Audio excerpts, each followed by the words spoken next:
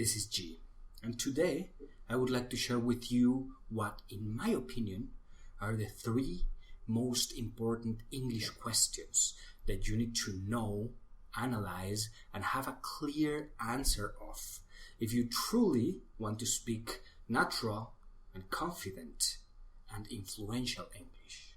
So, are you ready? Let's get started. Question number 1. Why are you learning English? It sounds like a simple question, but I'm always amazed at how the majority of my students don't have a clearly defined English purpose. They give me answers when I ask this question like, well, I really need to improve my English because I have been studying English all of my life, or I need it for my job or for more business opportunities. And when I try to go deeper and ask, okay, so what kind of business opportunities? What business opportunity do you have right now that if you have a better level of English, it will give you a bigger chance of getting this opportunity, right? Or what does your boss need from you in English? And when I go deeper in these questions with my students, they usually don't know what to answer.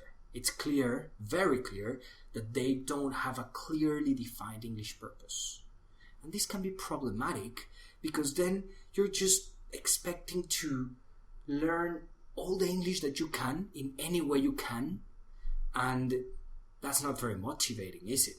When you go to an English class and you don't know exactly what you need to learn, so you're just receiving all kinds of vocabulary, structures, lessons and topics and things like that. You don't feel like you're truly increasing and improving your English because you don't know exactly what you need to improve. So the first step to taking care of this problem is to know the why you're learning English, to have the clearly defined purpose of your English communication improvement. How do we do this? Well, question number 2 can help you solve this issue. Question 2 is, exactly what do you need to learn, improve, practice, implement, and expand in your English skills?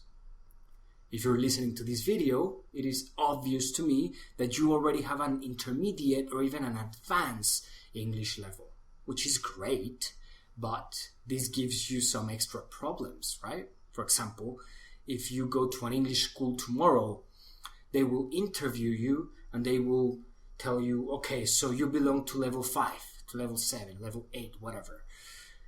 And you will be put in a classroom with more students. And what will they teach you? Well, they will teach you whatever the teacher, the book, the method, the level requires you to learn, but not really what you yourself need to learn.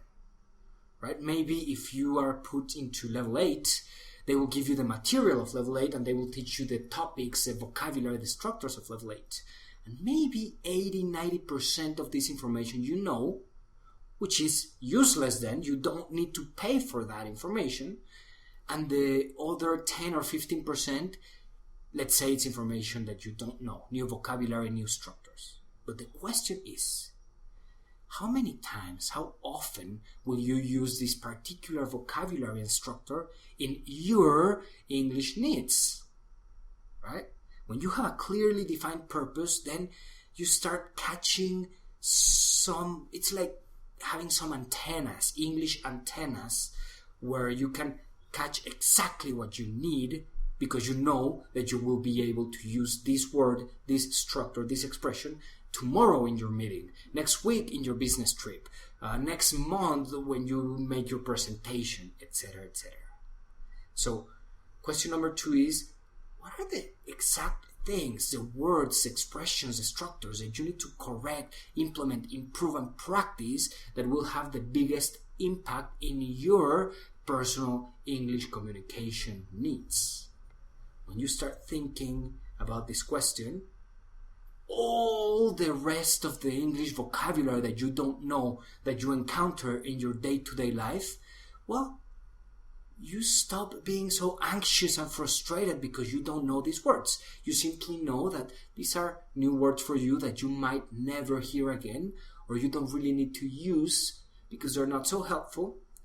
And it, at the same time, makes you feel so satisfied and with a sense of continuous improvement, because when you find words that you know will be adequate and necessary for you and your needs, well, then you'll very easily take this word and start using it, because now it has relevance and a purpose in your English life.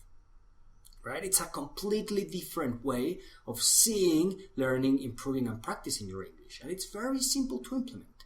Just remember, have your English antennas on to catch exactly what you need to improve and correct. All right, let's go to the final question. Question number 3. This is something that maybe nobody has asked you, or at least schools don't work on this and help you deal with this, and it's one of the biggest problems that I've seen my English students and learners struggle with or having difficulty with, which is, how do you feel when you speak English in real life situations? And how would you like to feel when you're using your English in real and important situations? I'm sure that probably when you speak English in real situations with a boss, with an American co-worker, with a supplier, with a potential client, etc., maybe you feel, I don't know if a little anxious, tense, or terrified and paralyzed. I remember so many times where I needed to use English in real situations where I just couldn't move. And I tried to push my voice up, but it was stuck in my throat. And when I finally could take it out, it was shaky and weak, and I made a million mistakes, and I just felt so insecure and uncomfortable and basically disconnected to the moment, to the person, and to the situation, because I was just worried about, I was just frozen without being able to think. Now, if you experience some of this anxiety, well, you can be sure it's not about your English, right? You know English sufficiently well to understand me now. Well, that means you know English to communicate in any situation. Trust me. This level that you have right now, yes, you require polishing and improvements and refining and etc. But when you have problems communicating and connecting with people in real situations in English, it's not a problem about your English. It's a problem about how you feel when you need to speak English in real life situations, right? So, how would you like to feel? Now that you know that it's okay to feel frozen and paralyzed, have you thought about not what words and what structures and memorizing your script when you run meetings, etc. in English, but how you want to feel? Take a moment to really think about this question and try to bring these emotions that you want to feel when you're speaking English. If you think about them, if you practice them, if you consider these emotions when you're speaking English in real life situations, well, when the anxiety and the tension comes, you will realize that it's normal, it's okay. But you will also realize that as soon as you start, a minute or two afterwards, these tense and anxious feelings will start transforming into pure confidence and true excitement, because you're actually communicating who you are and your thoughts and your ideas in a language that's not your first language. And when you start feeling this excitement, this joy of communicating with people this way, all of your English communication will start improving. And how you feel when you're connecting and communicating with people in English will be radically transformed. All right, so 3 simple questions that you can think about, meditate, reflect on, and have present with you at all times when you're learning and you're using English in your life.